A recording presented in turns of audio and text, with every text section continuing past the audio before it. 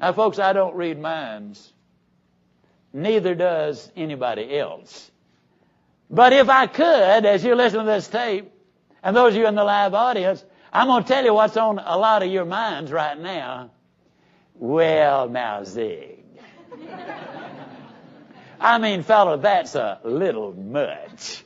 I mean, you're making an awful lot of claims. You expect me to make all of those claims? Why, Zig, even if I've got the seeds, those seeds are awfully small and awfully weak. I'm so weak in most of them, Zig. How could I honestly do that? You can honestly do it because in the book of Joel, Old Testament, the book of Joel, the 3rd chapter and the 10th verse, verbatim, says this. Let the weak say, I am strong. Let me tell you a story. A couple of years ago, I was in Las Vegas. A lady came up to me and she said, Mr. Ziglar, I have 3 daughters. 2 of them honor students, every year honor students. My other one also went to school. Now, she said she was so overwhelmed by the older 2 that she just knew she didn't have a chance. And she bought this philosophy that you're talking about right now. She bought this qualities of success idea. She bought the idea of looking herself in the mirror and claiming these qualities. Mr. Ziglar, I'm here to tell you that last year, by a minute fraction of a point, she beat both of her older sisters. Now, ladies and gentlemen, am I saying this makes you smarter? Absolutely not. But I want you to notice what the qualities are. I'm honest and intelligent, and I'm a hard worker. As she started claiming these, she started seeing herself in that light. She started visualizing. She started thinking better. She started working harder. And yes, then she released what was there. Turn of the century down in Beaumont, Texas. A man had bought some property. And the oil companies came to him and said, hey, we believe we got oil there. Let us drill for it. We hit it, we'll pay you royalties. He had nothing to lose, everything to gain. And so they started drilling. And the oil well came in. And the first year it pumped out 18 million barrels out of that field. It was Spindletop. Most productive single oil field in history, oil well in history, Spindletop was. And the man became an instant millionaire. Or did he?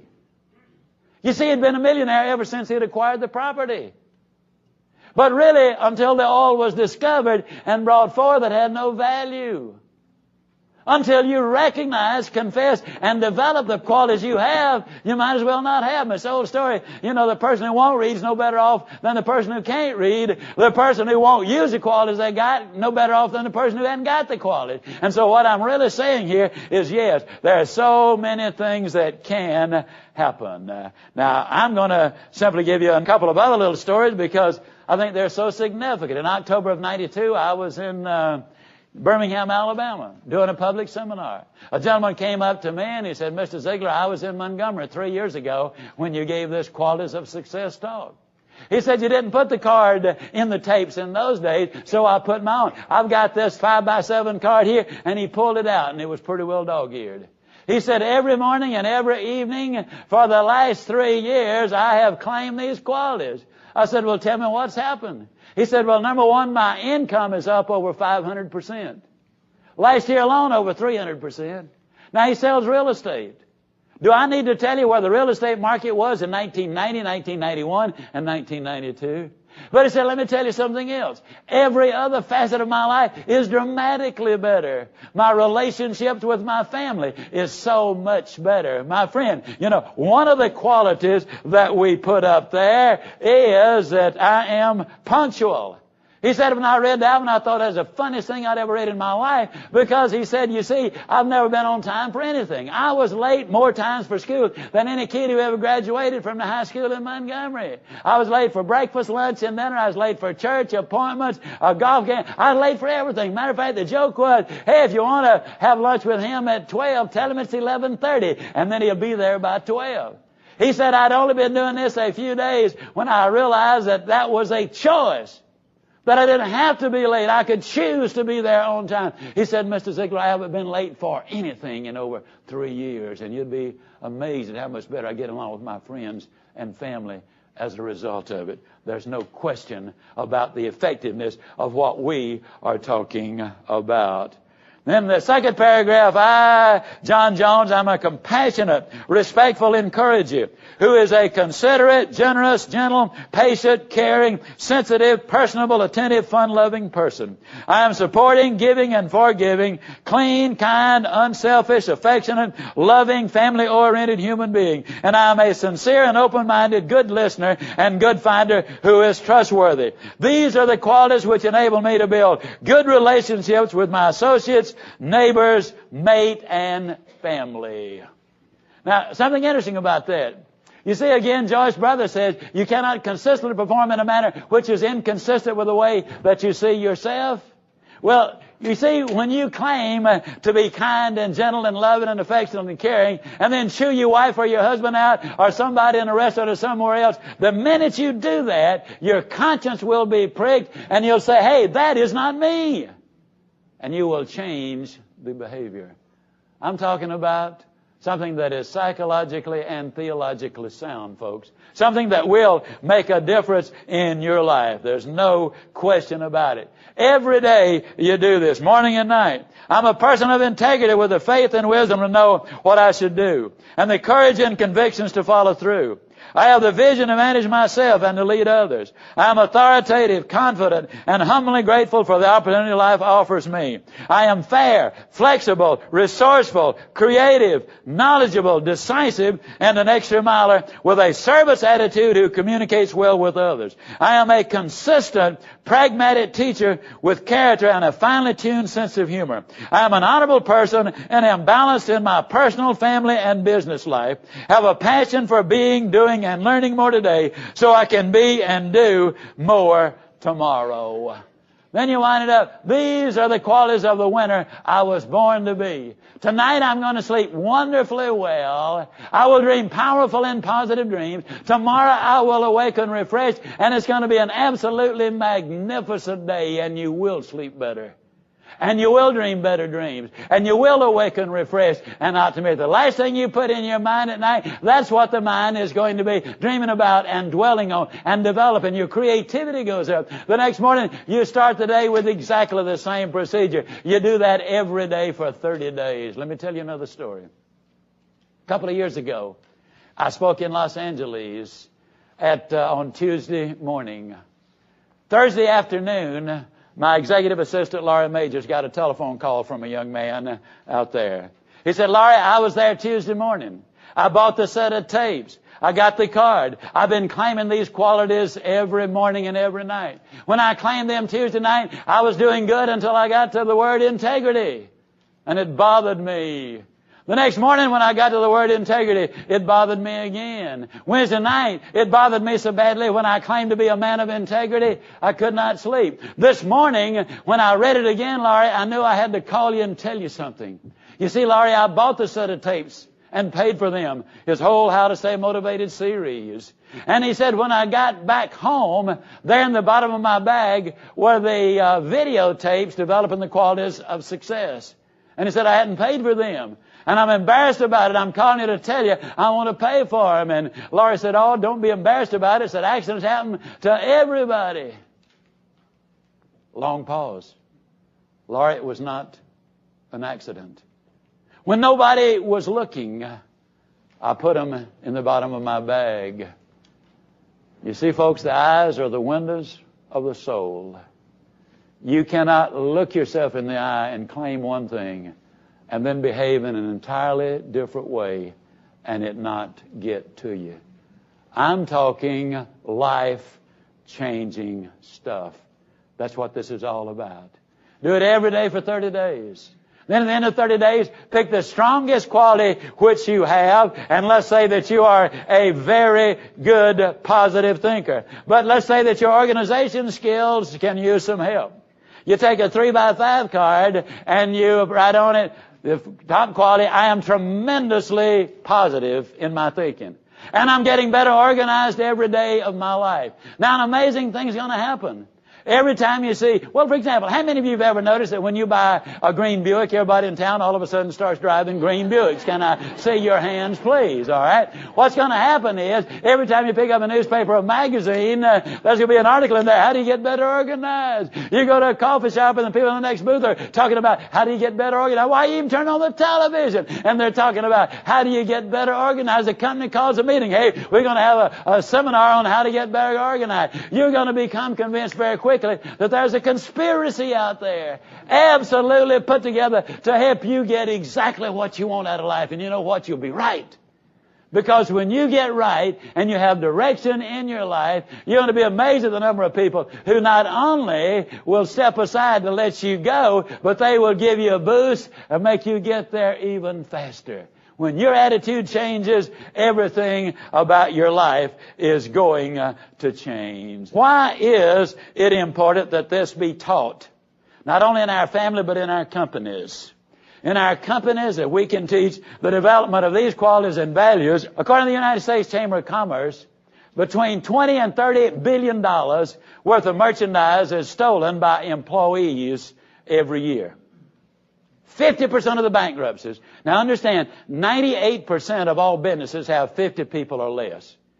50% of all bankruptcies are the direct result of employee theft.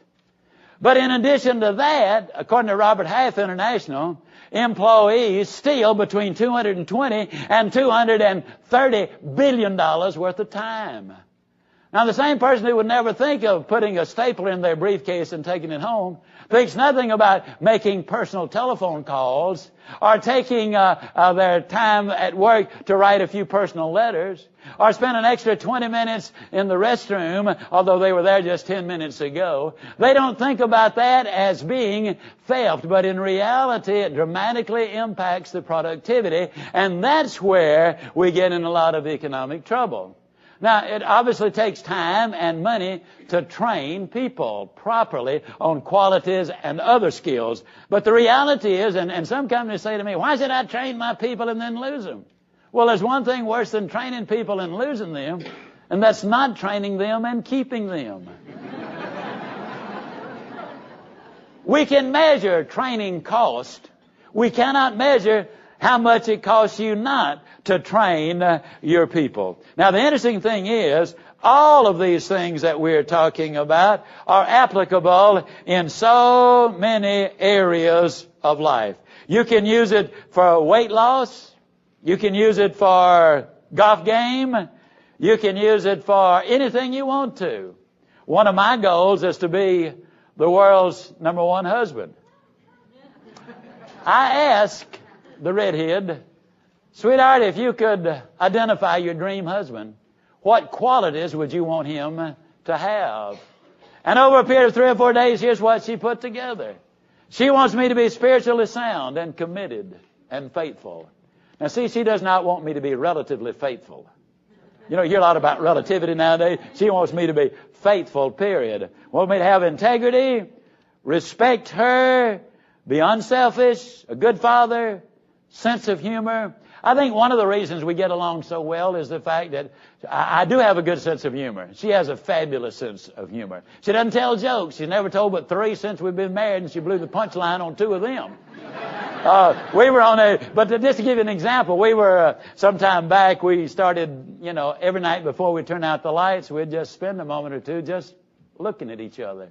A couple of years ago, we were on vacation, and we'd been driving that day a long way, and we got in bed, and a few seconds later, I turned the light out. She sat straight up in bed, turned the light back on. She said, "You didn't look at me." I said, "Sweetheart, I did too." She said, "No, you didn't." I said, "I promise you I looked at you." "Okay, how did I look?" I said, "You're beautiful. You're absolutely gorgeous. Your eyes are just sparkling. You're sexy." She said, "You did look." Now,